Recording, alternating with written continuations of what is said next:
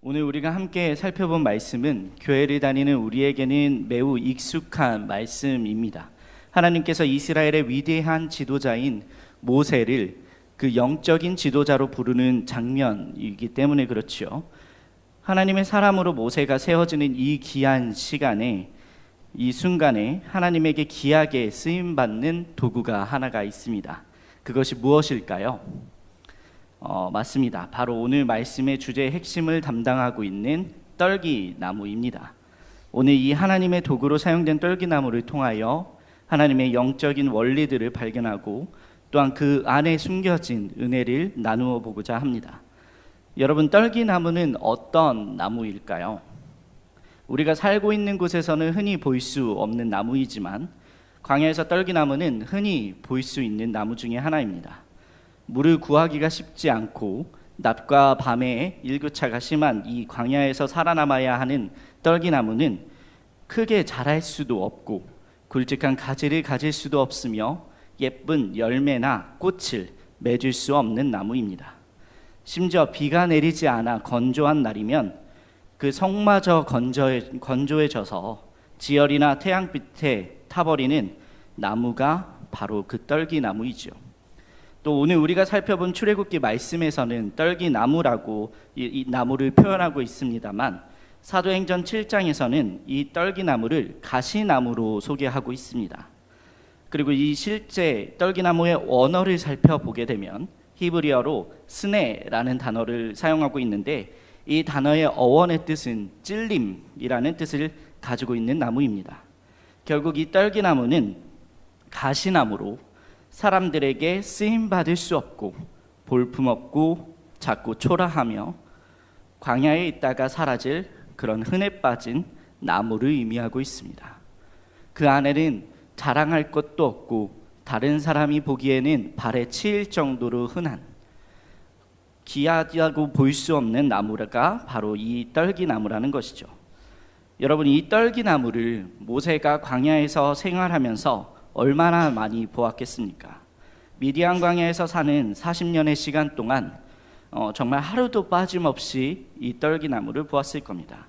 특별할 것도 없고 흥미조차 가지 않는 나무가 이 떨기나무인데 이 나무에 오늘 하나님이 임하시니까 그 보잘것없던 나무가 하나님의 거룩한 나무가 되어 거룩하고 이스라엘 가장 위대한 지도자를 부르는 부르심의 자리로 변화하게 되었습니다. 때로 우리가 삶을 지나가다 보면 나의 인생이, 지금의 순간이 이 떨기나무와 같이 보잘것없고 초라해 보일 때가 있죠. 어쩌면 나의 신앙을 보면서 나는 작고 초라하다 느끼실 때가 있으시는 분이 계실지도 모르겠습니다. 내가 새벽 아침마다 이 자리에 나오는 것이, 일어나서 기도하는 일이, 예배의 자리를 지키고 하나님의 일을 하는 것이 나의 인생에 어떤 이득이 있느냐라는 생각을 가지게 될지도 모릅니다. 나의 삶을 이 기도의 자리가, 예배의 순간이 신앙이 어떻게 변화시키겠느냐 하는 생각이 들 수도 있습니다. 그러나 우리가 반드시 기억해야 할 것이 있는데 나의 가치는 나를 사용하시는 내 안에서 임하시는 하나님의 손에 달려있다는 것입니다. 내가 얼마나 크고 놀라운 일을 했느냐가 아니라 내가 얼마나 자격이 충분한 사람인가가 나의 가치를 정하는 것이 아니라, 그것으로 나의 가치가 정해지는 것이 아니라 하나님이 나를 어떻게 사용하시는가에 따라, 하나님이 내 안에 임하고 계시느냐에 따라 나의 가치가 증명되고 변화되는 겁니다. 제가 갈릴리 교회 부임하기 전에 양광교회에서 어떤 사역을 맡았는지 궁금하실 텐데요. 저는 점프라고 하는 영어 예배를 담당하는 전도사였습니다.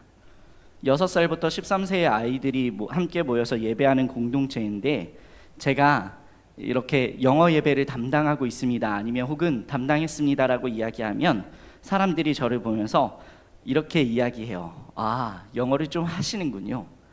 그런데 저는 사실 영어를 정말 잘 할 수 없는 사람이었습니다. 왜냐하면 저는 영어를 싫어하는 사람이었기 때문에 그렇습니다.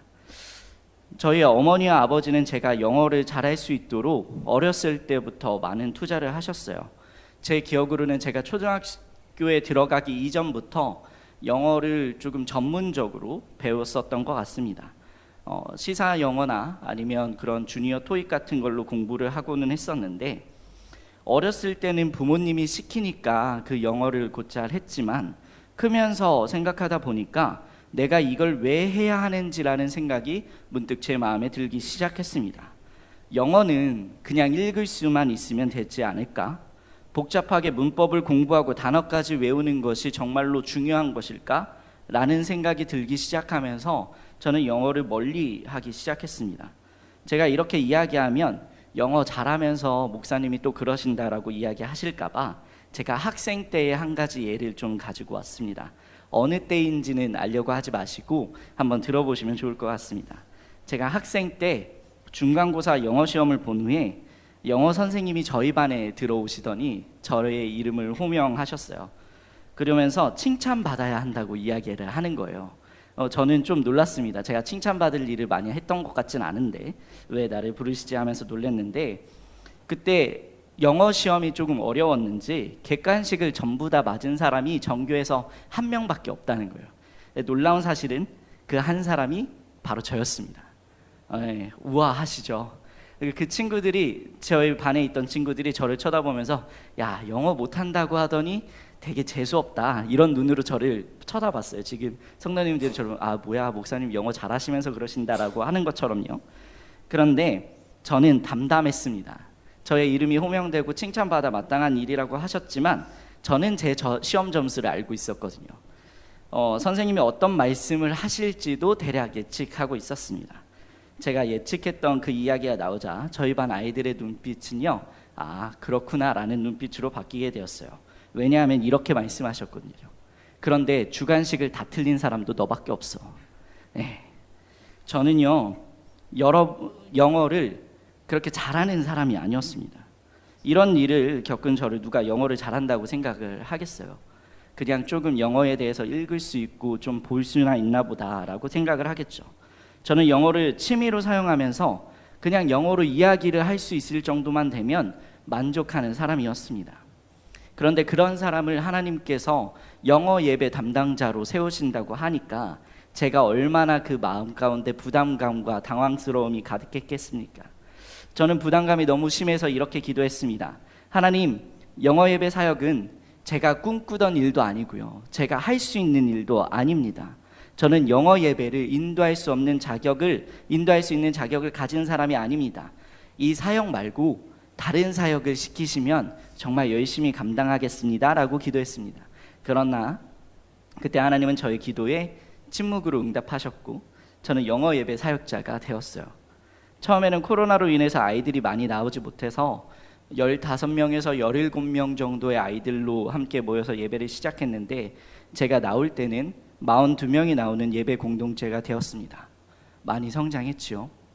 그러나 저는 저의 실력과 마음을 알기 때문에 이렇게 고백합니다. 그것은 모두 다 은혜인 것이죠.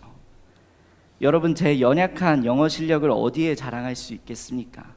영어 시험을 망친 사람이 어디에 나가서 저 좀 영어 합니다 라고 어떻게 이야기를 할 수 있겠어요?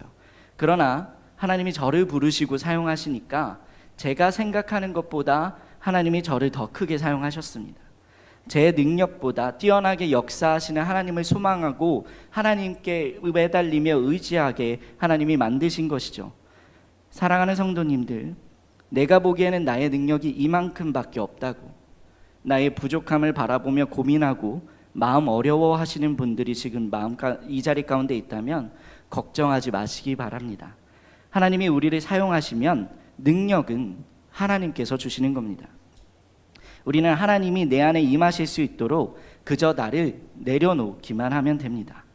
나의 가치는 내가 정하는 것이 아니라 나를 사용하시는 하나님이 정하시는 거라는 사실을 우리 모두가 기억할 수 있게 되기를 소망합니다. 하나님이 우리를 사용하시면 우리의 생각보다 크고 놀라운 일이 우리에게 일어납니다.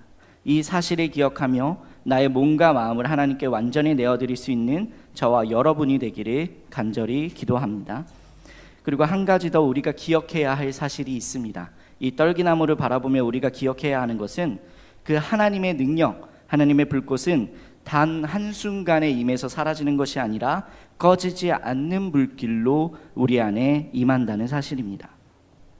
오늘 모세가 떨기나무를 주목해서 본 이유는 떨기나무에 불이 붙었는데 떨기나무가 상하지도 않고 그 불이 계속 살아 있었기 때문입니다. 수없이 많은 떨기나무가 불에 타서 사라지는 것이 일상이었지만 그 일상에서 하나님의 불꽃을 받은 단 하나의 떨기나무는 사라지지 않았습니다. 소멸되지 않았다는 것이죠. 여러분, 하나님은 우리에게 꺼지지 않는 불꽃으로 임하시는 분이신 줄 믿으시기 바랍니다. 그 불꽃은 우리를 태워서 없애버리는 소멸의 불꽃이 아니라 나를 더 가치 있게 하나님의 빛으로 빛나게 하는, 나로 하나님의 계획에 맞게 쓰임받게 하는 불꽃입니다. 우리 안에 불꽃으로 하나님이 임하셨다면 그 불꽃을 자랑하고 그 안에, 내 안에 불꽃이 있음을 감사함으로 받을 줄 아는 저와 여러분이 되기를 소망합니다. 저는 모태신앙으로 태어났습니다. 저희 어머니가 처음 예수님을 믿고 난 후에 저희 가정은 축복을 받아 신앙의 가정이 되었는데, 제가 모태신앙으로 태어나서 종종 이런 생각을 하게 됐어요. 나는 왜 교회를 나가고 있는 걸까? 나는 왜 사역을 하고 있는 걸까? 내 신앙적 열심에 비해 너무나도 큰 일을 감당하고 있는 것은 아닌지 고민하기도 했습니다. 그리고 때로는 이런 생각을 하기도 했지요. 이제 쉬어도 되지 않을까?